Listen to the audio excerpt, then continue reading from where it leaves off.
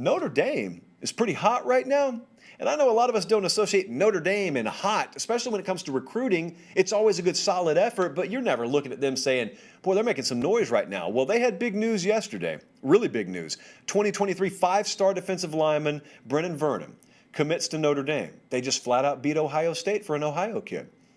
The Buckeyes are going to be fine. Don't worry about that. But it was a really, really big get. And it's the 2022 class that I want to talk about. That kid's a 2023 kid. The 2022 class, as you just saw, is sitting there ranked number 2 in the country with 16 commits. So they already have the majority of the class, not signed, obviously, but verbally committed. Now, obviously, like Alabama's ranked below Rutgers right now. So Alabama hasn't even started to play this game yet.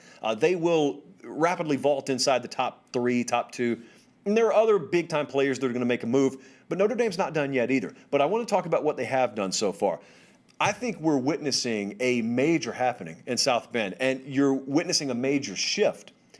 Marcus Freeman's killing it. Marcus Freeman, for those of you who don't know this name or not familiar with this name, was at Cincinnati, defensive coordinator. And for all the world, remember this? It wasn't that long ago. It looked like he was going to LSU. Out with Bo Pelini, in with Marcus Freeman, massive upgrade. And then here comes Brian Kelly, pulling one of the biggest baller moves he's ever done, and he just plucks him like the old grab claw machine. And he says, no, Marcus, I think you need to work here. And Marcus Freeman agreed. And he is the defensive coordinator at Notre Dame right now. You may be thinking, big deal, they hadn't even played a game with him yet. No, they hadn't. So when I tell you he's already probably the most popular guy on campus, you might ask, what did he do, hold a fundraiser? What's happening? I mean, has he contributed $1 million to a local hospital? No, what he's doing is he's recruiting his tail off, and they are killing it. Notre Dame's killing it right now. So you knew about his coaching prowess, but at Notre Dame internally, they were really, really excited about the coaching. They were over the moon excited when they hired him about the recruiting potential. So he is the number 4 recruiter in the country for the class of 2022. He's got 6 commits, rated 4 stars or higher, that he is responsible for in this class. But it's a huge move for Brian Kelly, because I want you to think about this. Notre Dame's a major program, don't get me wrong. But this is not exactly Alabama North, where Saban loses assistants every year, but you have learned to not even worry about it, because when he loses one, he just goes and finds a Jeremy Pruitt to be a defensive coordinator or a Steve Sarkisian to be an offensive coordinator. Well, that's not the way it's supposed to be. When you lose big-time coaching talent, it's supposed to be a little dip in production. You're supposed to have to pull yourself back up slowly. They lost Clark Lee, not to another DC position. They lost a head coach caliber defensive coordinator to Vanderbilt. And Clark Lee was a mainstay up there, really good coach. And so you think about it and you say, Notre Dame got to replace a really, really good DC, probably going to struggle here. They may have upgraded without knocking Clark Lee one bit. They may have upgraded.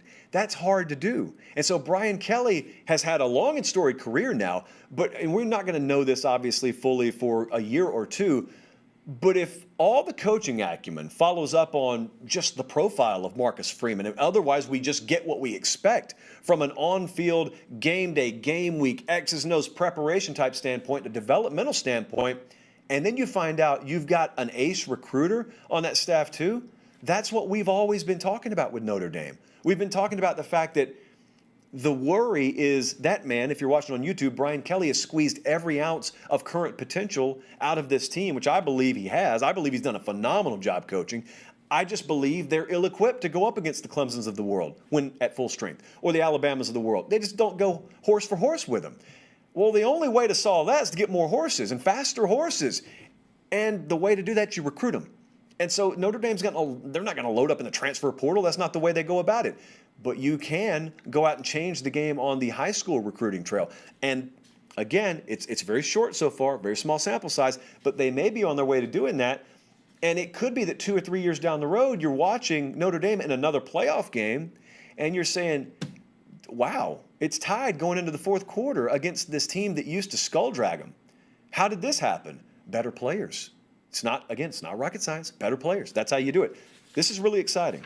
Really keep an eye on this. Marcus Freeman is a name. Keep an eye on that this year, and keep an eye on it twofold, on the field, but then on the recruiting trail too.